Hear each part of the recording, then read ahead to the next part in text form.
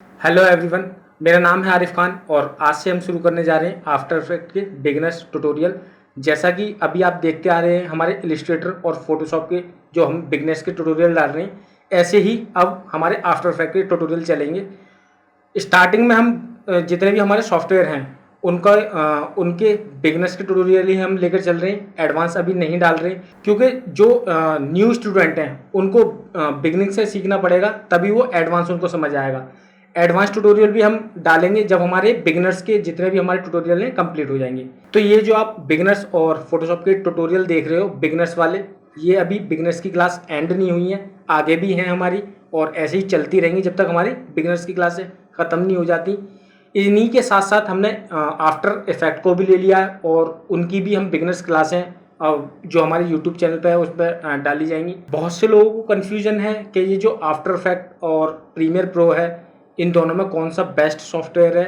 तो इन दोनों का कंपैरिजन हम नहीं करेंगे, जैसा कि मैंने आपको पिछली क्लास में भी बताया कि जो हमारा इलिस्ट्रेटर और फोटोशॉप, इन दोनों में क्या डिफरेंस है, इन दोनों को भी कंपैरिजन नहीं किया था हमने, क्योंकि इन दोनों का जो वर्क था वो अलग अलग था। ऐसे ही प्रीमियर और आफ्टर इफेक्ट का वर्क अलग अलग है।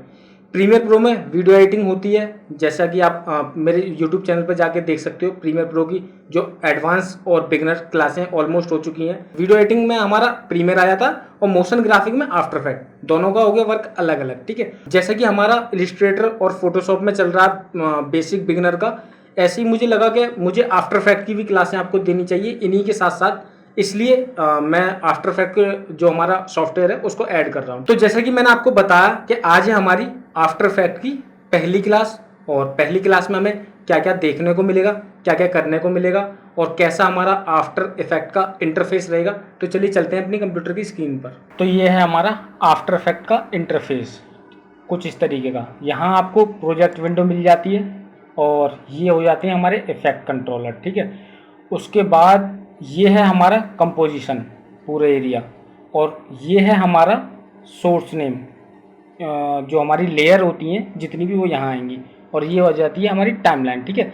इन चीज़ों के भी बारे में मैं बताऊंगा आपको आने वाली क्लासों में। अब सबसे पहले आपको न्यू कंपोजिशन बनाना है। यहाँ पे क्लिक करके आप कंट्रोल एन करेंगे तो शॉर्टकट से ही हमारी कंपोजिशन सेटिंग ओपन हो जाएगी, ठीक है।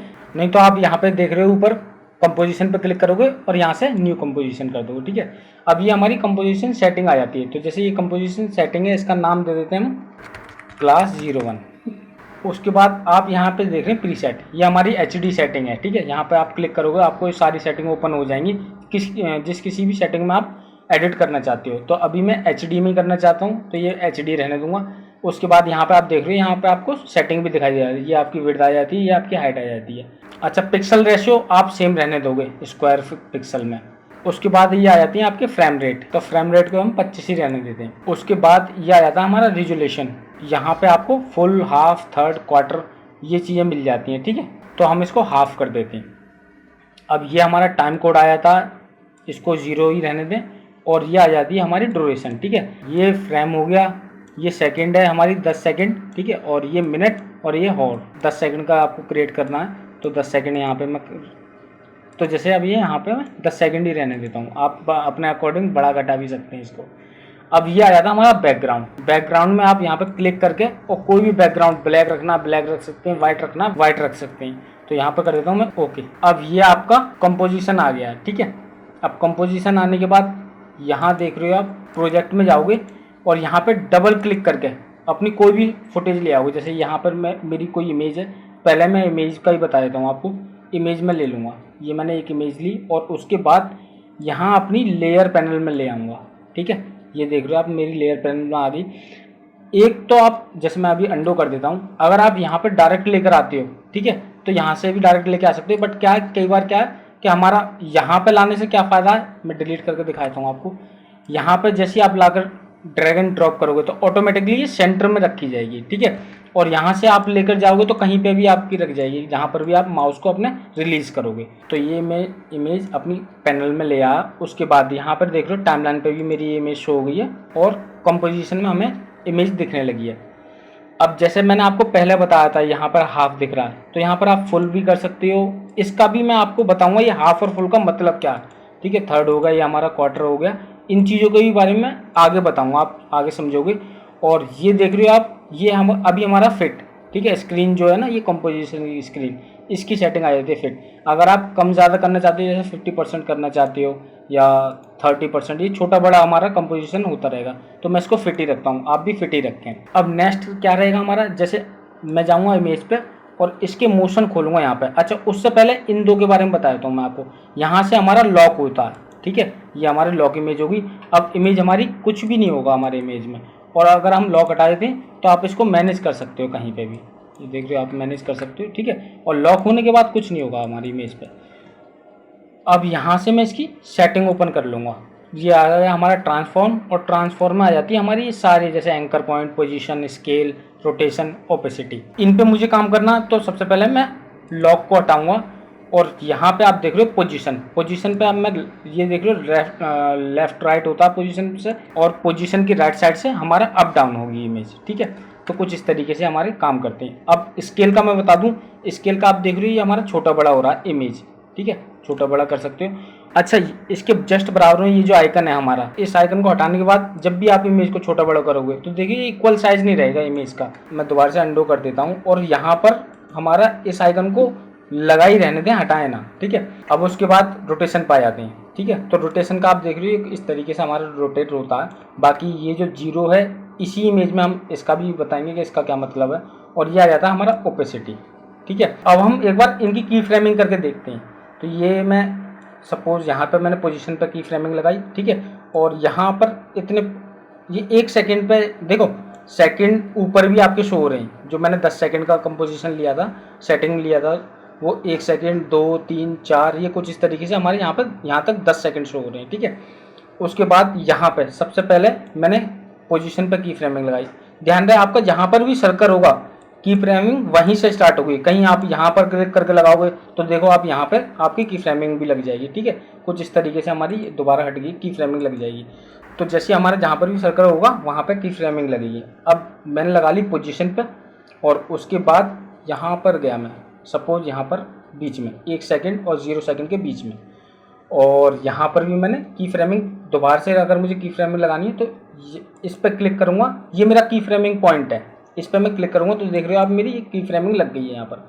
अब दोबारा मुझे इसी पे की फ्रेमिंग पे जाऊँगा। एक तो देखो 2 ऑप्शन है, एक तो आप इस तरीके से की फ्रेमिंग पे जा सकते हो, और जैसे ही आप शिफ्ट दबाओगे और जब लेके जाओगे तो देख रहे हो कुछ मैग्नेटिक टाइप में ये हमारा की फ्रेमिंग पे पहुँचेगा अपने आप, जहाँ पर भी हमारी एग्जैक्ट की फ्रेमिंग होगी।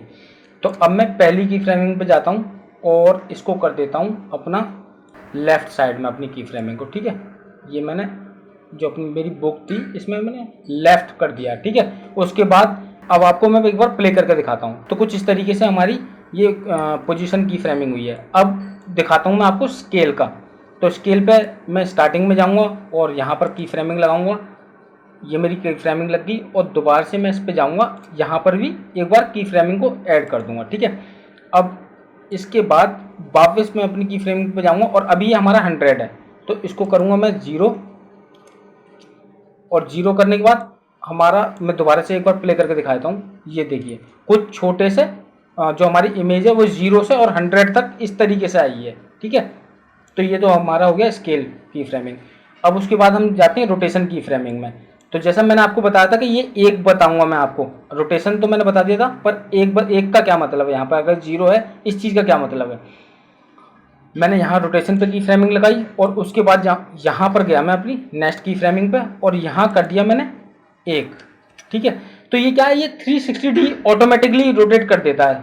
अब मैं आपको एक बार प्ले करके दिखा देता हूँ। तो ये देख रहे हो 360 में रोटेट करती हुई हमारी इमेज आई है। अच्छा, एक चीज़ और, यहाँ पे आप देख रहे हो ये वाला जो हमारा पॉइंटर है, ये ब्लू टाइप के 2 आइकन आ रहे हैं, ये हमारे होते हैं इन आउट। जैसे प्रीमियर में आपने देखे होंगे, प्रीमियर में हम आई से और आउट से इन आउट लगाते हैं, तो आपके ये पॉइंटर हैं। तो जैसे हम अपने आउट को, ये हमारा इन हो गया और ये हमारा हो गया आउट, तो आउट को जैसे हम सपोज यहाँ ले आते हैं और अब प्ले करेंगे। प्ले आपको स्पेस बटन से करना है, ठीक है।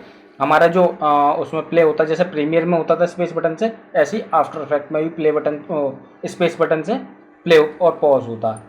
तो ये हम कुछ इस तरीके से हमारा देख रहे हो लूप आ रहा है, क्यों, क्योंकि हमने यहाँ पे आउट लगा दिया, हमें इसके बाद चाहिए ही नहीं कुछ भी। इस तरीके से इसमें हमारा इन आउट लगता है। अब मैं बताता हूँ आपको हमारा ओपेसिटी का रह गया था। तो ओपेसिटी में मैं दोबारा से की फ्रेमिंग लगाऊंगा और शिफ्ट के साथ अपनी की फ्रेमिंग पे जाऊंगा। यहाँ पर देखिए अभी हमारा 100 है, ठीक है। मैं यहाँ पर भी की फ्रेमिंग लगाऊंगा और वापस अपने फर्स्ट की फ्रेमिंग पे जाऊंगा और यहाँ पे कर दूंगा 0, ठीक है। अब देख रहे हो आप ये हमारा कुछ इस तरीके से ओपेसिटी 0 to 100 करती हुई आ रही है, ठीक है। तो इस तरीके से हमारी की फ्रेमिंग लगती है। अब जैसे सपोज मैं एक और इमेज ले लेता हूँ, इसकी सेटिंग को मैंने कर दिया क्लोज और एक और मैं इमेज ले लेता हूँ, ये वाली इमेज ले ली मैंने, ठीक है। अब इसको मैं कर लेता हूँ यहाँ पर नीचे, हमने किया था अभी इस इमेज पे काम, ठीक है। और इसको आप ये जो आंखें देख रहे हो साइड में, इससे आप हाइड और शो कर सकते हो। ये चीज़ उसने बताई थी ना, हाँ। और सेकंड अब हमें करना है इस वाली इमेज पे काम। तो अभी तो ये हमारी ऊपर है, अब इस इमेज को ऊपर ले जाने के लिए, क्योंकि हमें दिखा जब तक इमेज शो नहीं होगी तब तक हम एडिट कैसे करेंगे, तो इसको ड्रैग करके सीधा आप ऊपर ले जाओगे इस तरीके से, तो ये हमारी इमेज ऊपर आ जाएगी, ठीक है।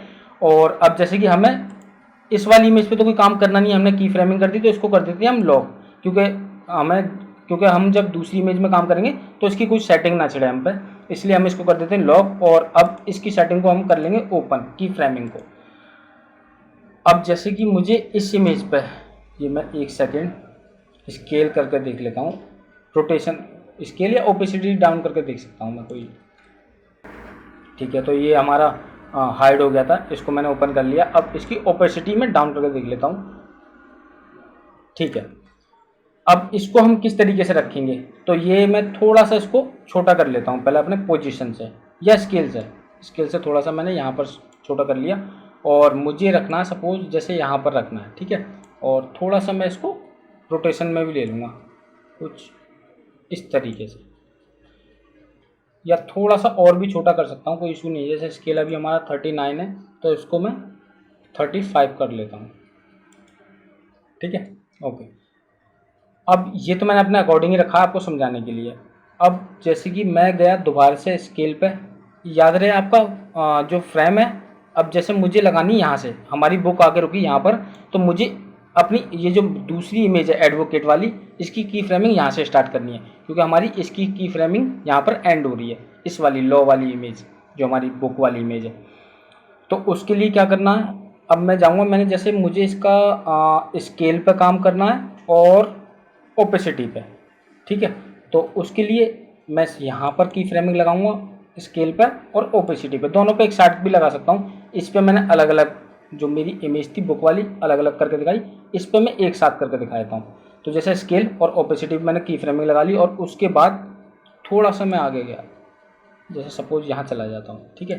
अब यहाँ पर भी मैं अपने की फ्रेम के पॉइंटर से यहाँ पर भी की फ्रेमिंग कर ली मैंने। उसके बाद शिफ्ट के साथ वापस अपनी फर्स्ट की फ्रेमिंग में जाकर अब मैंने ओपेसिटी और स्केल की फ्रेमिंग करी है, तो ओपेसिटी कर दूंगा 0 और अपने स्केल को भी 0 कर दूंगा, ठीक है। अब मैं एक बार दोबारा से प्ले करके दिखा देता हूँ, तो कुछ इस तरीके से हमारी इमेज बनेगी, ठीक है। ये आप देखिए, थोड़ा सा मैं इसको आउट जो है मैं लंबा कर देता हूँ, यहाँ तक कर देता हूँ 3 सेकेंड तक। ये कुछ इस तरीके से हमारा क्रिएट होता है, ठीक है। तो यही थी आपकी आफ्टर इफेक्ट की पहली क्लास। हम क्लास को ज़्यादा लंबा नहीं रखते क्योंकि हमें हमारे जो बिगनर्स स्टूडेंट हैं उनको थोड़ा कन्फ्यूजन हो जाता है, इसलिए हम स्टेप टू स्टेप चलते हैं। जैसा कि हमने पहले के सॉफ्टवेयर में भी किया हुआ है, स्टेप टू स्टेप हम जो हमारे टूल्स वगैरह होते हैं उनकी क्लासेस या ट्यूटोरियल हम करते रहते हैं, ठीक है। तो उम्मीद है ये क्लास भी आपको पसंद आई होगी। अब मिलेंगे अपनी नेक्स्ट क्लास में। Thank you so much.